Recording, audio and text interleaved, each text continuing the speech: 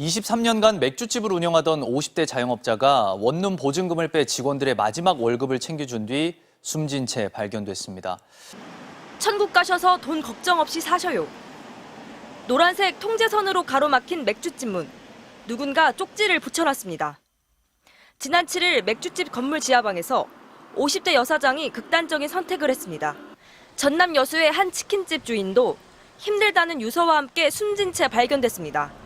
또 지난 1월에도 대구의 한 꼬치집 주인이 가게에서 숨진 채 발견된 것으로 알려졌습니다. 코로나19로 자영업자들이 직격탄을 맞으면서 비극이 잇따르고 있습니다. 생활고로 극단적 선택을 한 자영업자를 추모하고 방역조치 개선을 촉구하기 위한 합동분향소 설치 현장. 영정사진 자리엔 대한민국 소상공인 자영업자가 쓰인 펜발이 놓였고 향초는 테이크아웃 음료가 담기는 플라스틱 컵에 피워졌습니다. 자영업자들은 한 목소리로 정부의 시급한 대책 마련을 촉구했습니다. 지금도 옆에서 자영업자들 죽어가고 있습니다. 갈 곳이 없습니다. 앞으로 뭘 어떻게 더 해야 되는 건데요? 이제 남은 거는 빚이랑 억울함밖에 없어요. 제발 살려주세요.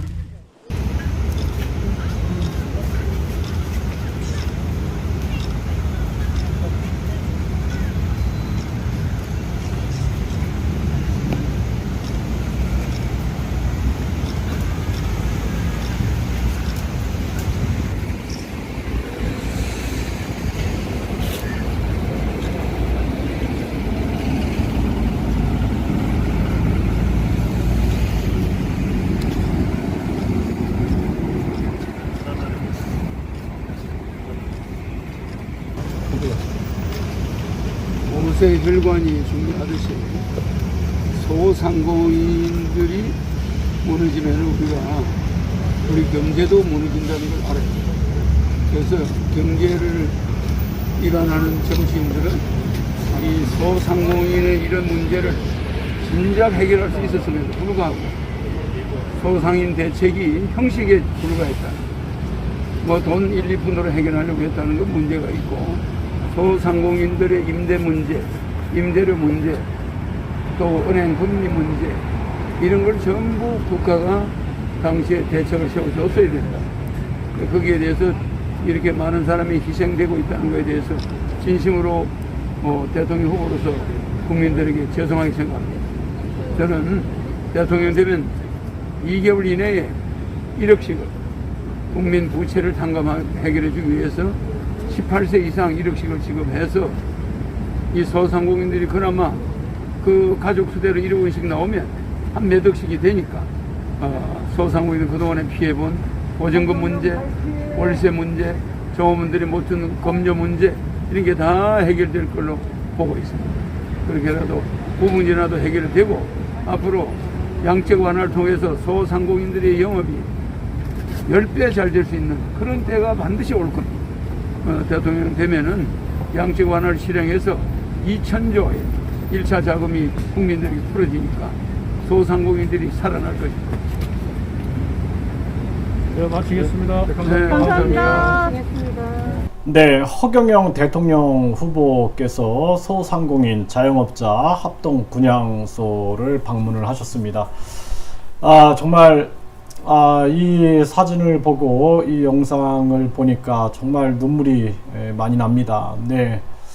그리고 이렇게 허경영 후보께서 정말 바쁘신 가운데 이렇게 소상공인과 자영업자들의 그 아픔을 함께 나누시는 모습을 보면서 정말 뭐라 감사의 말씀을 드려야 할지 모르겠다 이런 생각을 하게 됩니다. 정말 너무나 감사합니다. 네. 앞으로 이 소상공인 그리고 자영업자들이 진짜 허경영 후보의 정책으로 인하여 더 이상 자살하지 않고 진짜 희망을 가졌으면 좋겠다 이런 말씀을 드리고 싶습니다. 정말 모두 다 힘내시길 바라겠습니다. 그리고 허경영 후보님께 감사의 말씀을 전합니다.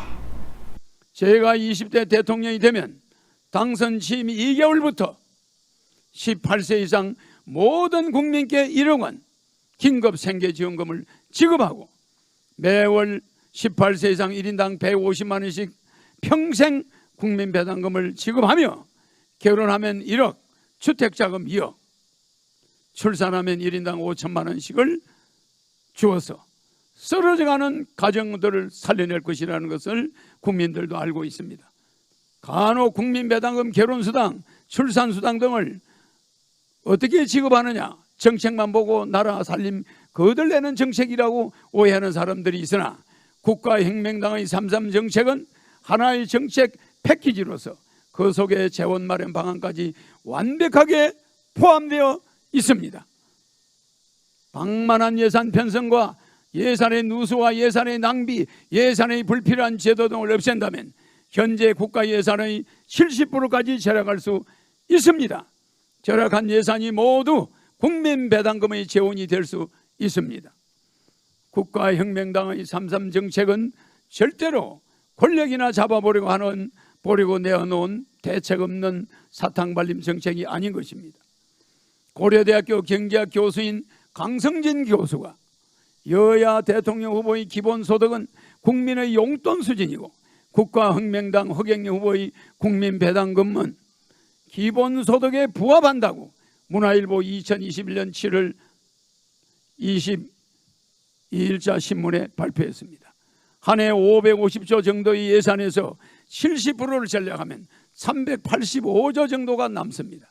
이 385조 정도에다가 또 조세대도의 통폐합으로 통해 매년 100조 정도가 증가하며 탈세 방지책으로 매년 200조 정도의 세수가 더 거치고 교도소를 90% 줄이고 재산 비례 벌금제로 바꾸면 연간 100조 정도가 더 거치게 됩니다.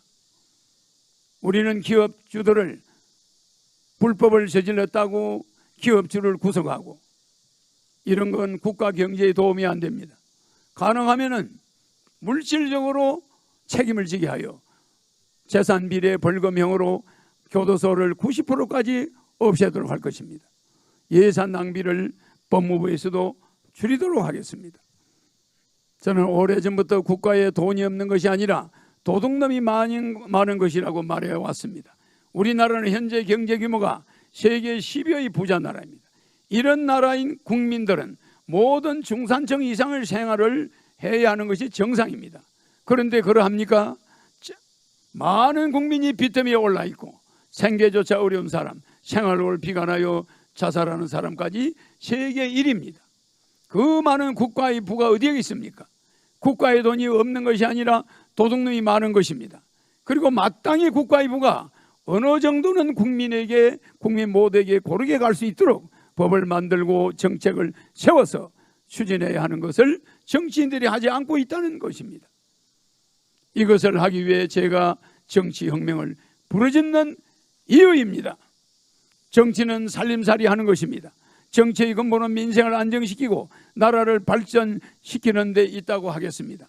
정치인들이 알뜰살뜰 나라 살림을 하고 민생을 정치의 중심에 두었더라면 오늘날과 같은 난국은 절대로 올 수 없는 것입니다.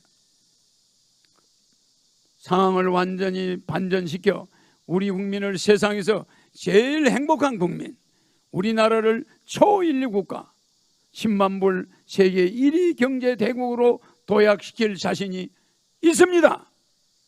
그래서 저는 임기 중에 국민소득을 10만 불을 올릴 수 있는 능력을 가지고 있고 그것을 실현하겠습니다. 세계 1위 경제 대국을 만들어 그 이익을 국민 모두에게 골고루 가도록 하겠습니다.